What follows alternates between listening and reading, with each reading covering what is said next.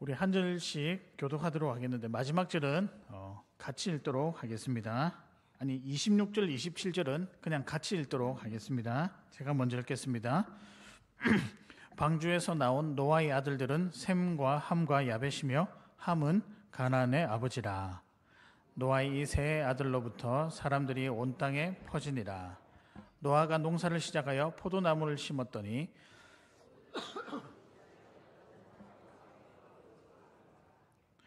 가나안의 아버지 함이 그의 아버지의 하체를 보고 밖으로 나가서 그의 두 형제에게 알리매 셈과 야벳이 옷을 가져다가 자기들의 어깨에 메고 뒷걸음쳐 들어가서 그들의 아버지의 하체를 덮었으며 그들이 얼굴을 돌이키고 그들 아버지의 하체를 보지 아니하였더라.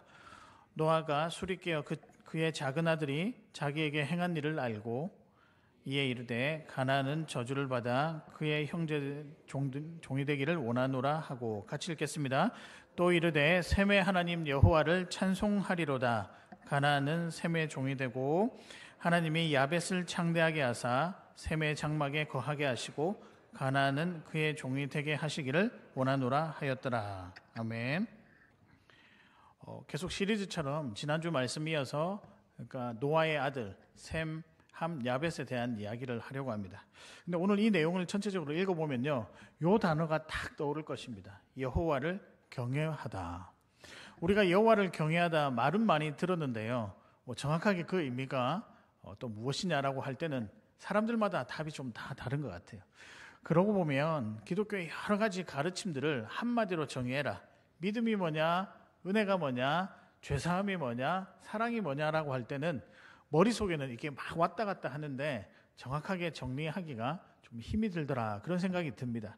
그런 의미에서 오늘은 이 여호와 경외함이라고 하는 여기에 대해서 우리가 함께 말씀을 나누고 깨닫는 또 시간이 되었으면 좋겠습니다. 근데 여러분, 이 여호와 경외하는 것을 저는 이 단어로 딱 결론부터 말씀드리고 시작하고 싶은데요, 어떤 단어로 압축하고 싶냐면 품위, 또 다른 말로 품격. 참 품위가 있으세요, 품격이 있으세요. 이게 다름 아니라 여호와를 경외하는 믿음, 이렇게 표현하고 싶습니다. 그래서 오늘의 말씀은 품위입니다. 제가 품이라고 써놓고 주일 아침에 딱 보니까 품격이란 말이 더 좋을 뻔했는데 라는 생각이 들지만 이미 품이라고 썼으니까요, 계속 품이라고 하는 단어를 사용해 보겠습니다. 여러분, 여호와를 경외하는 것 하면 두려워한다, 많은 분들이 그렇게 알고 계시거든요. 예, 맞습니다. 근데 이 말을요, 우리가 오늘 한 단어로 마음에 새기면 좋겠는데, 품이다. 그럼 따라 하실까요? 여호와를 경외하는 것은 품이다. 예, 맞습니다. 품격 있는 믿음, 그것이 여호와를 경외하는 것이다. 성도로서 살아가는 데 필요하고 하나님을 향한 믿음의 품위, 그리고 그 모든 것들, 나타나는 모든 조금 소위 말하는 고상하게 보이는, 물론 고상하다는 의미와 품위하고는 전혀 상관이 없지만 그 모든 모습들이 사실 여호와를 경외하는 믿음의 모습이다. 근데 오늘 그 품위에 대해서 누가 제일 잘 보여주고 있느냐? 이 노아의 아들 세 사람이 잘 보여주고 있다는 거죠. 본문 이야기를 제가 조금 해드리겠습니다. 노아가 장막에서 포도주를 먹고 취했습니다. 취하다 보니까 그만 벌거벗었다라고 되어 있는데 21절에 그렇게 설명하고 있습니다. 물론 여러 가지 신학자들의 견해에 따라서 과연 이것이 추한 행동이었냐 아니면 인생의 실수냐라고 하는 것에 대해서는 찬반 논란이 있지만 말씀 그대로 보면 그냥 포도주를 먹고 취했으며 발가벗었다라고 되어 있습니다. 근데 이때 누가 등장하죠? 함이 등장합니다. 그의 아들 중에 한 명인 함이 등장하고 아버지의 수치를 보고 가려야 되잖아요. 그런데 마침 가십거리가 생각난 모양, 그것을 보고 형님들한테 쪼르륵 가가지고 마치 아버지의 어떤 실수를 비웃듯이 막 그 상황을 즐겨하는 듯한 설명을 합니다. 그러자 셈과 야벳은 너무 놀라가지고 심지어는 뒷걸음질 쳐서 들어가서 아버지의 하체를 가리죠. 그리고 보지 않고 남았습니다. 같은 상황이지만 한 사람의 행동과 두 사람의 행동은 달랐다는 거죠. 각각 아버지를 대하는 태도가 달랐다는 거죠. 각각 아버지를 대하는 품위가 달랐다는 거죠. 여러분, 이것 때문에 셈과 야벳은 복을 받습니다. 그러나 함은 어떻게 되죠? 저주를 받게 되는 거죠. 품이 있는 행동은요, 다른 결과를 가져옵니다. 이것이 단지 사람을 향한 태도에서 그치느냐? 그렇지 않습니다. 성경은요, 모든 사람을 향한 태도가 하나님을 향한 자세와 연결이 되어 있습니다. 그러다 보니 마태복음 22장 37절, 39절도 다름 아니라 하나님을 사랑하는 것이 곧 이웃을 사랑하는 것이다. 사람을 사랑하는 것이다. 그런 의미에서 여호와를 경외한다는 것은 품이며 또 다른 말로 믿음이라고 할 수 있죠. 품위는 그래서 곧 믿음이다. 그러니까 여러분, 우리 성도가 살아갈 때 품격과 품위로서 살아가는 모습은 다름 아니라 하나님께서 주시는 믿음 가운데 살아가는 하나의 표현 방법이고 드러나는 향기이자 또 뭐라고 이야기할까요? 영향력이라고 할 수 있는 거죠. 그러니까 여러분, 하나님 자녀로서, 백성으로서, 성도로서 품위를 지켜나가는 것은 신앙생활에 있어서도 매우 중요한 일입니다. 왜냐하면 그것은 무엇이라고 했기 때문에 믿음이라고 했기 때문이죠. 이것이 다름 아니라 여호와를 경외하며 살아가는 것이다. 저와 여러분 품위를 지키면서 살아갔으면 좋겠습니다. 뭔가 좀 이렇게 딱 믿음도 굳건해 보이고 하나님께서 주시는 이 절제되지만 그러나 그 마음 가운데 뜨거운 열정으로 살아가는 그 품위가 저와 여러분에게 있었으면 좋겠습니다. 그래서 이 시간에는요, 성도가 지녀야 할 품위는 무엇인가, 믿음의 바탕이 된 이 믿음의 품위는 무엇인가, 우리가 이것을 하나씩 살펴보면서 도전받고 오늘 또 결단하는 시간 되시기를 바랍니다. 첫 번째입니다. 성도가 지녀야 할 품위는 무엇인가. 아마 여러분 계속해서 들을 건데요, 첫 번째 메시지는 사람을 소중히 여기는 것입니다. 사랑하는 성도 여러분, 한 사람의 품위는 어디에서 드러나냐? 제일 많이 드러나는 어떤 부분이 있는데 그 장면이 다름 아니라 사람을 대할 때다. 사람을 대하는 태도에서 보면 저분이 품위가 있구나. 다르게 이야기하면 믿음의 품위가 있구나라는 것을 발견할 수 있다는 거죠. 여러분, 이것이 바로 여호와를 경외하는 믿음입니다. 사랑하는 성도 여러분, 사람 소중히 여기시고 살아가시는 귀한 성도님들 되시기를 주님의 이름으로 축복합니다. 제가 한 2주 전인가요, 좋은 믿음 말씀드리면서 첫 번째가 제 몫을 다하는 믿음이라고 말씀드렸잖아요. 이 제 몫을 다하는 것 다름 아니라 사람을 소중히 여기는 것. 특별히 창원교회 성도라면 사람 소중히 여기는 것, 이제는 뗄래야 뗄 수 없는 여러분의 삶의 큰 제목이 되었습니다. 이 철학은요, 자주 언급을 해도 모자람이 없는 것 같습니다. 제가 한 번씩 주중에 본당에 올라와서 혼자 여기서 막 찬양도 하고 저 혼자 막 기도도 하고 그럴 때가 있거든요. 근데 저 볼 때마다 참 도전이 됩니다. 그리고 제가 저 테두리 안에 있다는 것 자체가 안심이 되더라고요. 아마 창원 성도의 마지막 목표라고, 삶의 목표가 무엇이냐라고 물어본다면 저와 여러분은 주저없이 사람을 소중히 여기는 것이요, 공동체를 품는 것이다.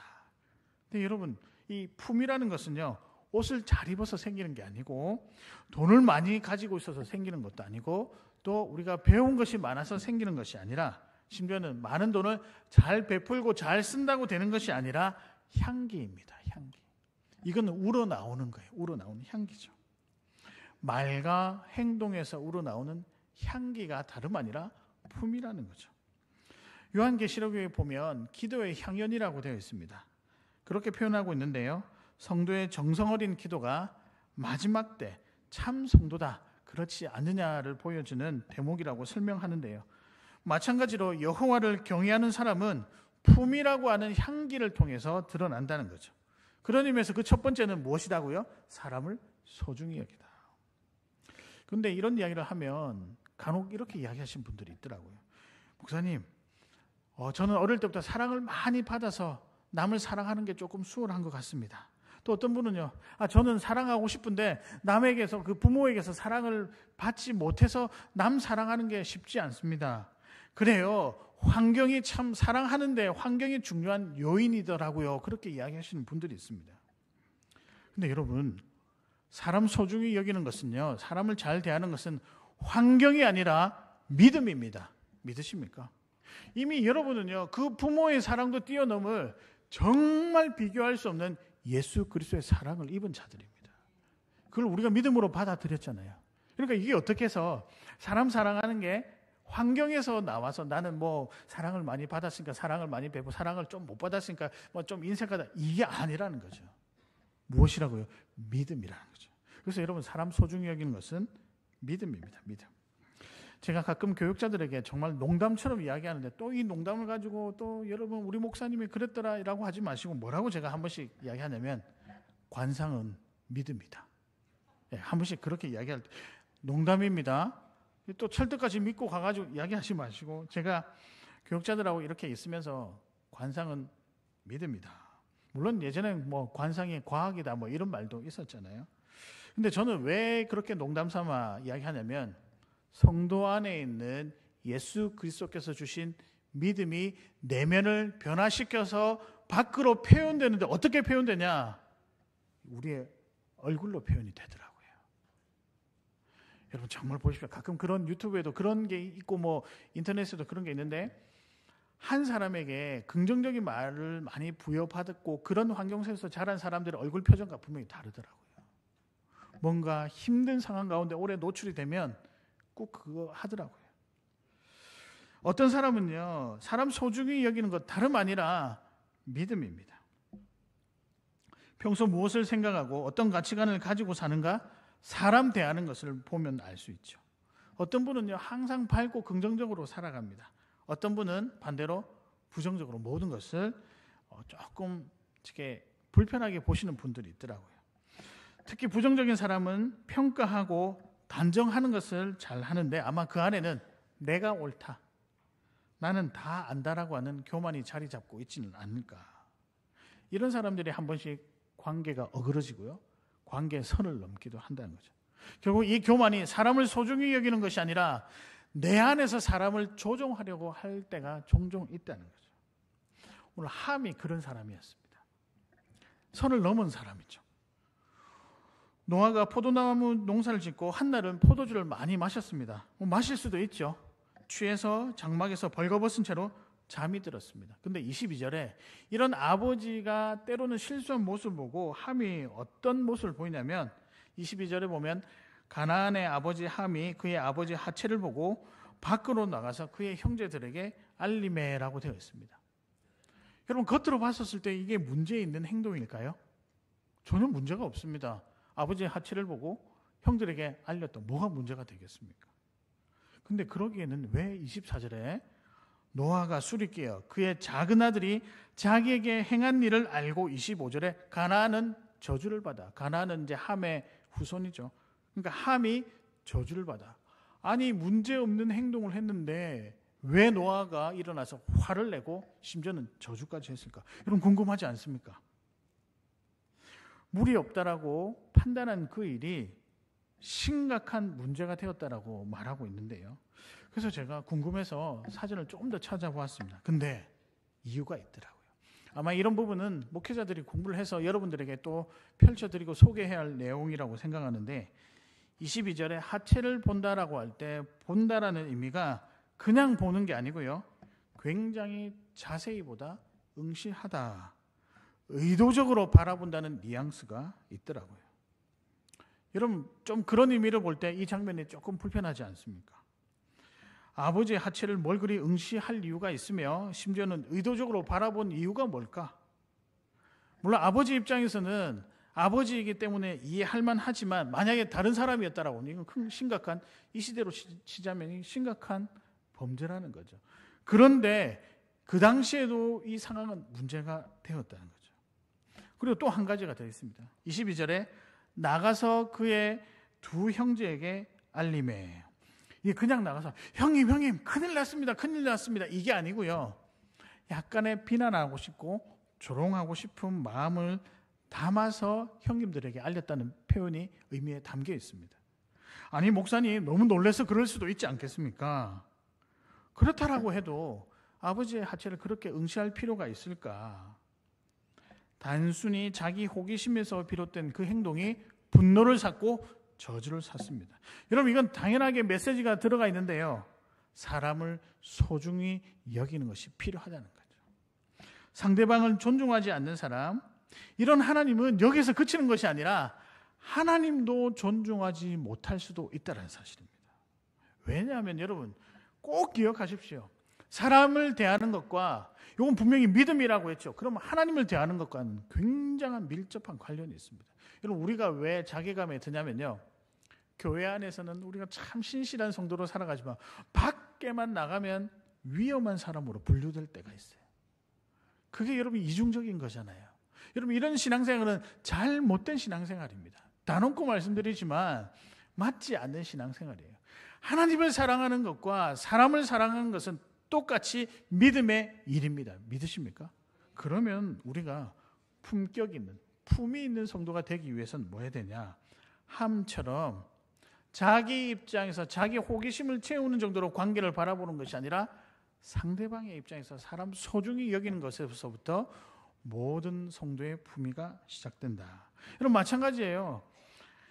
우리가 하나님을 대할 때 하나님의 뜻 앞에서 내 생각을 먼저 내세우지 않고 하나님부터 먼저 생각하고 하나님의 뜻을 진중히 고민하며 기도하고 나갈 때 거기에서 은혜가 있지, 내 이야기, 내 요구사항 싹 다 펼쳐놓고 이것 중에 하나 골라서 내가 원하는 거 골라주십시오라고 하면 거기에 은혜가 있지 않습니다. 그리고 그런 응답은 있을 수도 없다는 거죠. 그런 의미로 볼 때 여러분 사람 소중히 여기는 건 너무 중요하다는 사실입니다. 우리 옆에 계신 분들과 한번 인사하겠습니다. 나는 당신을 소중히 여깁니다. 한번 고백했으면 좋겠습니다. 고백하겠습니다. 네, 표정은 심각한데 말로만 하고 계시는 분들도 있습니다. 사랑하는 성도 여러분, 우리 교회는요 사람 소중히 여기는 품이 있는 성도들이 많은 교회가 되기를 주님의 이름으로 축복합니다. 두 번째입니다. 품이 있는 성도는 어떤 성도인가? 두 번째는요 권위를 인정하고 순종하는 것입니다. 뭐 순종이라고 딱 표현해도 되고 인정과 순종을 기억해도 되는데요. 권위자의 권위에 함께 순종하고 인정하는 것이 필요하다. 그런 의미에서 여러분 권위자들, 소위 말하는 교회의 리더들을 위해서 또 가정의 리더들을 위해서 여러분이 속한 직장의 리더들을 위해서 기도해 주시고 동력해 주시는 여러분 되시기를 바랍니다. 사실 두 번째 대지는 좀 부담스럽습니다. 설교자로서 굉장히 부담스러운데요. 권위자에 대한 언급을 할 때 뭐 우리는 신앙생활 교회 공동체 안에 있으니까 목회자에 대해서 언급을 하지 않을 수 없잖아요. 그래서 참 부담스러웠지만 말씀이 그렇게 전하고 묵상한 대로 솔직하게 말씀을 드리려고 합니다. 그렇다라고 해서 오해는 하지 마시길 바랍니다. 목회자에게 무조건 순종해야 된다. 저만 그런 권위를 가졌느냐? 아니요. 여러분들도 성도라고 하는 권위를 가진 건 똑같습니다. 단지 늘 말씀드리지만 우리가 역할이 다를 뿐이지 높낮이가 없는 서로 인정하고 서로 순종해야 되는 권위를 가진 자라는 것, 그것을 여러분 꼭 기억하시길 바랍니다. 근데 첫 번째 대지를 통해 보면 우리가 함의 행동, 함이라고 하는 아들의 행동이 분명히 잘못되었던 것을 볼 수 있었습니다. 사람 소중히 여기지 아니하고 그 귀한 아버지의 어떤 실수를 그냥 가십거리처럼 가볍게 여긴 거 분명히 실수였다고 우리가 나누었습니다. 그런데요, 이게 그냥 또 단순한 사람에 대한 실수뿐만 아니라 노아가 가진 권위에 대한 실수도 있었더라고요. 여러분 노아가요 그냥 아버지가 아닙니다. 노아는 어떤 사람이었을까요? 족장이었죠. 족장. 당시 족장들이 어떤 사람이었냐? 하나님의 동력자이기도 하고 하나님 말씀의 대언자이기도 하고 하나님의 뜻을 이루어 나가는 순종하는 통로의 역할을 했다는 거죠. 자, 하나님의 동력자라고 하니까 뭐 여러 가지 있을 수 있겠는데 여튼 하나님이 자기의 뜻을 노아라고 하는 족장을 통해서 이루어 가셨습니다. 그래서 그 당시 족장은요 세 가지 일을 했었습니다. 첫 번째 뭐 했냐면 이제 민족들, 자기 이제 족속들이 있는 여러 가지 상황에 대한 재판을 했었습니다. 성경에 재판하는 역할을 한 사람 누구일까요? 왕입니다. 그래서 성경의 왕의 아주 중요한 역할은 뭐냐? 재판이죠. 그래서 솔로몬이 뭘 하죠? 어린아이 이제 아이 하나 두고 부모가 있으니까 재판을 하는 거잖아요. 재판의 역할이 있습니다. 두 번째는요, 말씀의 대언자, 하나님의 말씀을 백성들에게 전달하는 역할을 했었습니다. 그러면 우리가 구약 시대에 하나님의 말씀을 전달하는 자는 누가 있을까요? 선지자죠, 선지자. 그래서 족장은 왕과 선지자의 역할을 가지고 있었고 마지막에 어디를 가든지 간에 이 족장들이 이동하고 하나님께 은혜를 받으며 무엇을 하였더라? 제단을 쌓았더라. 누굴까요? 예배하는 자, 제사장 역할을 했던 거예요. 하나님은 당대에 필요한 아주 중요한 사람을 세우시고 그를 통해서 하나님의 메시지와 하나님의 역사를 전달했습니다. 노아가 그런 역할을 한 사람이라고요. 그러니까 소위 말하는 예배를 주관하고 민족을 다스리고 또 하나님의 말씀을 친히 전달하는 매우 중요한 위치에 있었다는 거죠. 단순한 아버지라고 하기에는 그 무게가 제법 컸던 사람이죠. 하나님과 동력했던 사람. 그런데 이 사람 함이 그 지위를 인정하지 않았을 뿐더러 그 지위에 순종하지 못했다는 죄가 여기에 있다는 것을 말씀을 통해서 우리에게 보여주고 있습니다. 마찬가지입니다. 품위 있는 성도란 어떤 성도냐? 어디든지 간에 그 권위를 인정하고 권위에 순종하는 것이다. 물론 이제 노아도 그렇게 안 했어야 되는데 사람이니까 실수할 수 있죠. 근데 여러분 그러기에는 셈과 야벳이 한 행동을 보십시오. 23절에 셈과 야벳이 옷을 가져다가 자기들의 어깨에 메고 그냥 옷을 그냥 들고 가면 되는데 왜 어깨를 메었을까요? 이게 나중에 옷이 그냥 옷이 아니더라고요. 그 다음에 뒷걸음쳐 들어가서 그들의 아버지의 하체를 덮었으며 그들의 얼굴을 돌이키고 의도적으로 보지 않으려고 했다는 거죠. 그리고 그들의 아버지의 하체를 보지 아니하였더라. 옷을 준비했고요. 그 옷을 자기들의 어깨에 맸고요. 뒷걸음질 쳐서 들어갔고요. 하체를 덮었고 얼굴을 돌이키고 보지 아니하였더라. 하나하나가 존중하고 인정하는 절제된 품위가 있는 모습입니다. 이는 권위자에 대한 존중이죠. 설령 아버지가 실수했다 할지라도 자기 할 일을 다 한 것이죠. 이게 바로 권위자에 대한 존중이다. 목회자를 향한 어떤 마음뿐만 아니라 가정에서 목회자를 향한 권위에 대한 인정과 순종도 필요하죠. 정확하게 정직하게 제가 솔직하게 말씀드리면 그게 필요하긴 합니다. 교회 안에서 어차피 리더니까요. 제가 담임 목사로서 리더의 어떤 권위를 가지고 있으니까 그거에 따른 인정과 순종도 필요하죠. 꼭 그것만 있느냐? 여러분 가정에서는 누가 또 리더일까요? 성경 말씀대로 하면 아버지잖아요. 아버지의 권위를 가지고 그 아버지의 권위를 인정하고 순종하는 것. 또 있습니다. 목장에서는 누가 있을까요? 목자의 권위를 인정하고 순종하는 것이 필요하죠. 그다음에 각 기관에서 대표자나 부서에서 대표자들 그들에게 부여하신 그 권위를 인정하고 순종하는 것이 다름 아니라 믿음의 문제와 매우 결부되어 있다. 그것이 필요하다. 저희들도 마찬가지입니다. 그러면 목회자들은 우리 리더에 있는 입장들은 성도를 그다음에 우리 목원들을 우리의 가정을 사랑으로 품고 끝까지 헌신하는 섬김의 자세가 그게 또 권위를 인정하고 순종하는 것이 아닐까. 셈과 야벳이 아버지의 옷을 그냥 들고 가도 되는데 어깨에 맨 것은 그 족장만 입을 수 있는 하나님께서 허락하신 특별한 옷이었습니다. 권위의 상징이죠. 그러니까 그 권위 앞에서 뭐 한다? 겸손하게 엎드려서 간다라는 의미가 있습니다. 아니 사람마다 허물이 있을 수 있죠.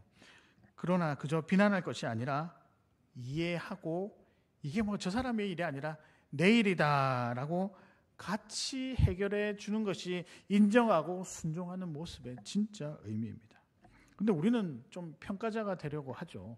잘못된 권위입니다. 내가 좀 아니까 사람들이 이렇게 판단한다. 태도는 그런 분은 인정 못 받습니다. 그렇잖아요.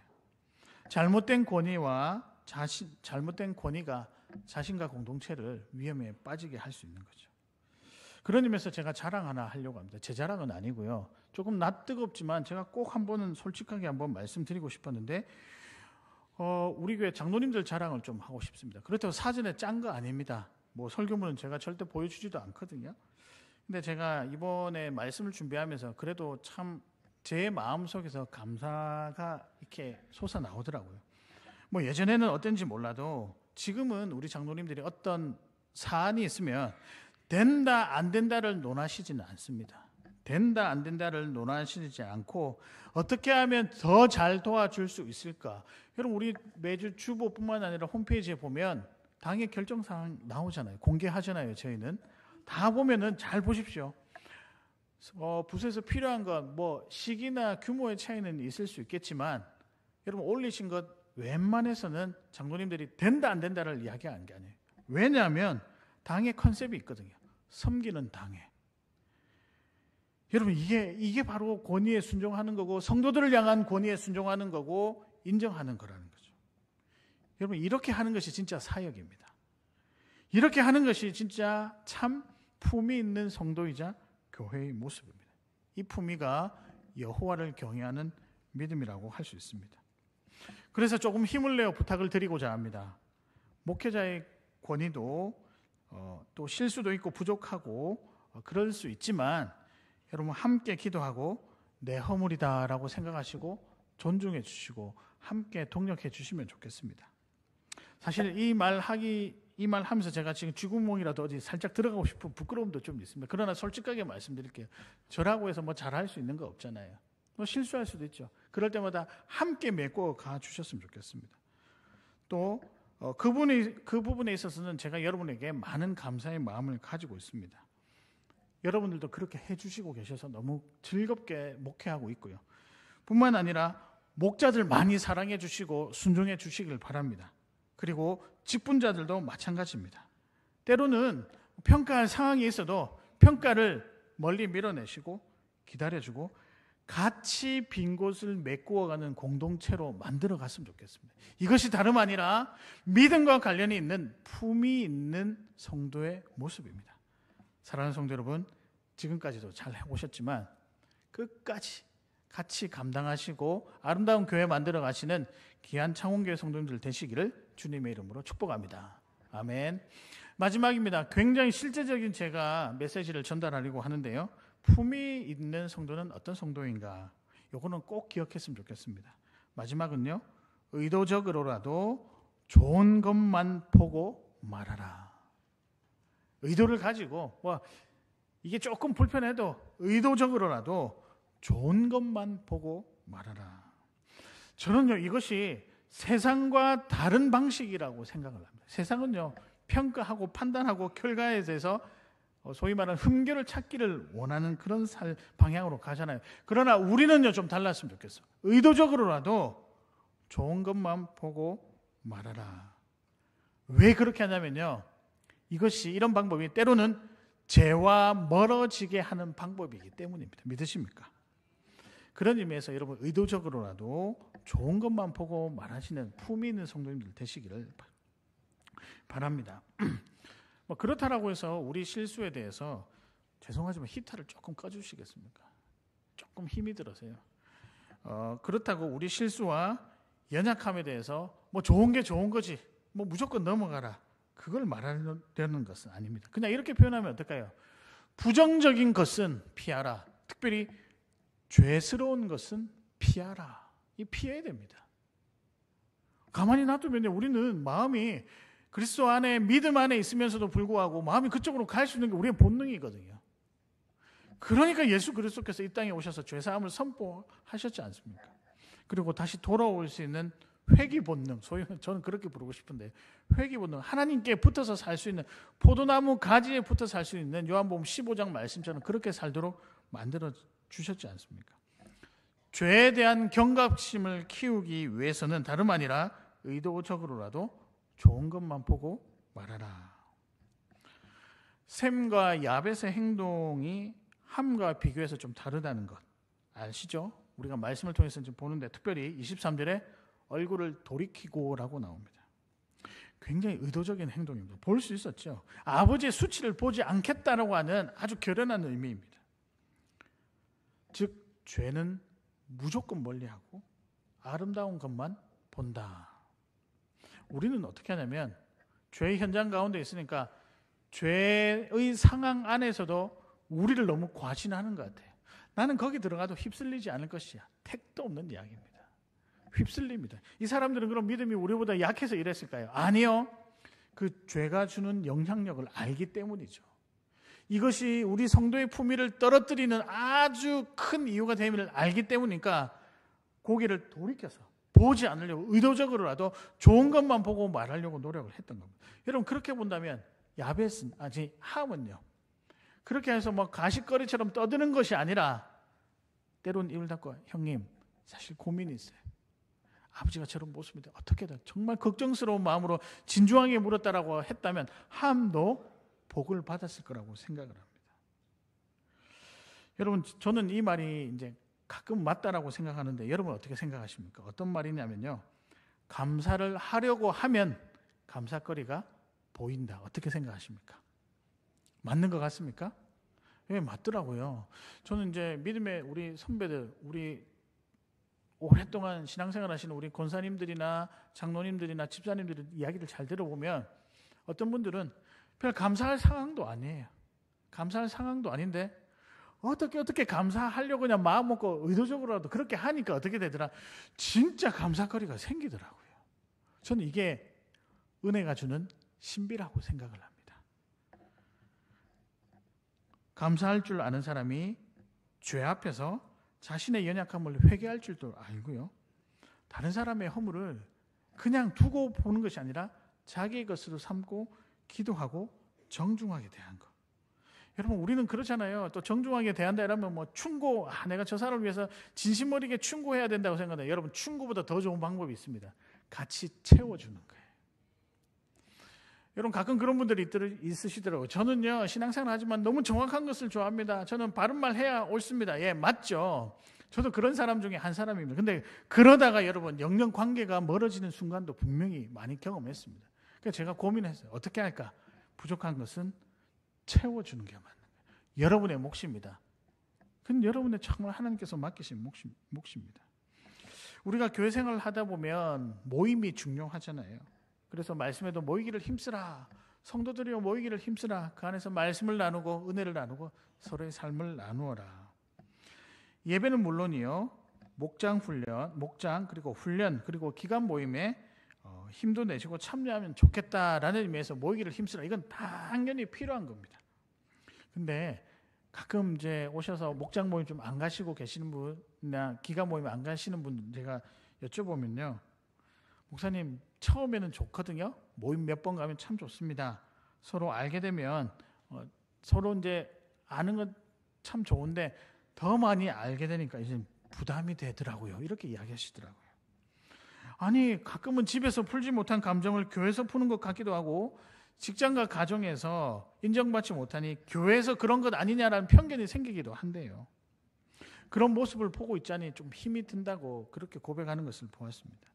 또 반대로 어떤 분은요, 아이고 오죽했으면 그랬겠느냐, 교회에서라도 풀 수 있으니 얼마나 감사하냐. 뭐가 맞을까요? 저는 서로 노력하는 게 맞다라고 생각합니다. 의도적으로라도 좋은 것을 보고 말하는 것이 품위일 수 있겠다. 이것이 믿음의 문제일 수 있겠다.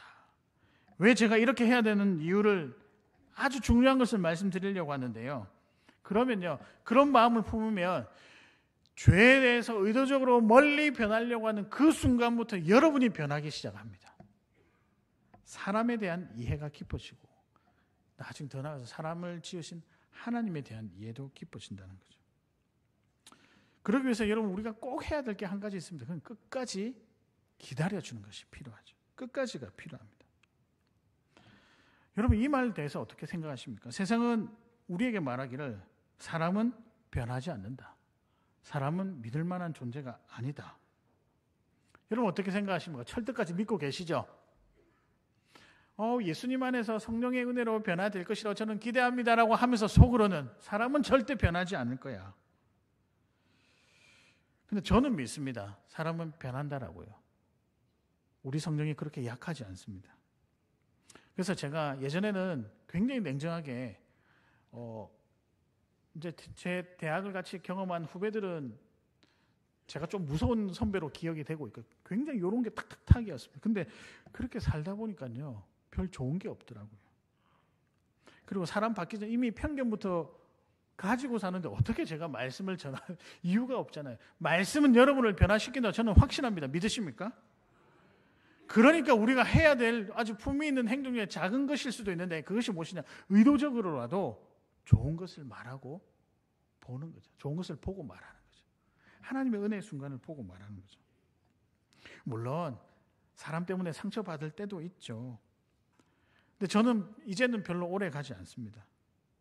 그냥 그 사람이 변화하면 그 자체로 감동이 될 때가 있거든요.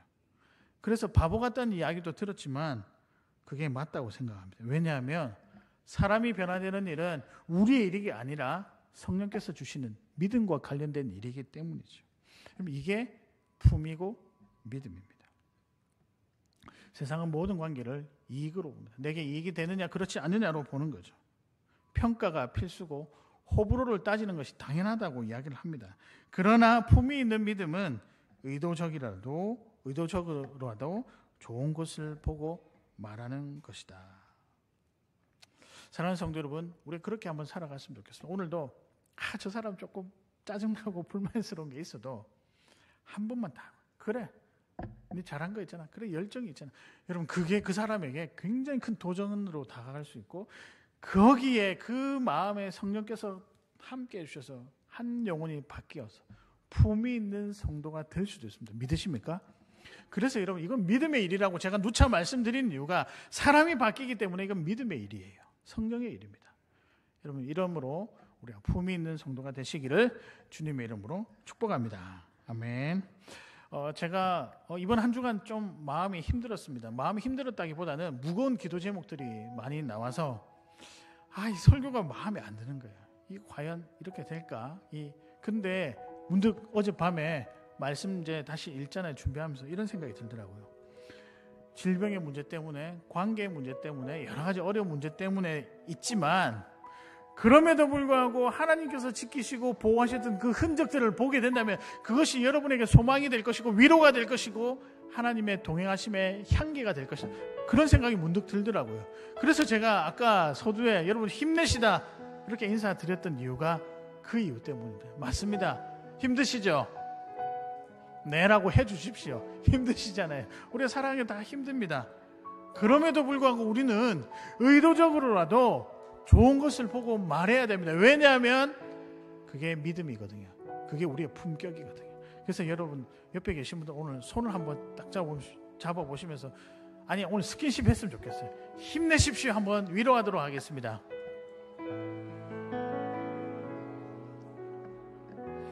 말씀을 정리하겠습니다.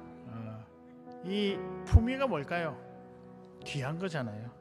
성도가 지녀야 할 품위가 뭘까? 첫 번째입니다. 뭐부터 해야 될까요? 옆에 있는 사람 소중히 여기는 것. 두 번째입니다. 권위를 인정하고 순종하는 것. 마지막 세 번째는 이게 오늘 이번 주 실천 사항입니다. 의도적으로라도 좋은 것을 보고 말하라. 이번 한 주간만 딱 실천 한번 해보십시오. 잘 안 됩니다. 한 이틀 지나면 안 되거든요. 또 하고 하면 되죠. 그렇게 해서 우리 품위 있는 성도로 저와 여러분 하나님 나라를 이끌어 가시는 또 하나님 나라를 세워가는 귀한 동역자로 살아가시는 저와 여러분 되시기를 주님의 이름으로 축복합니다. 오늘 그 마음으로 위로하고 싶은 분들 되게 많아요. 그 마음으로 이 찬양 함께 불러보고 또 같이 결단하고 기도하도록 하겠습니다.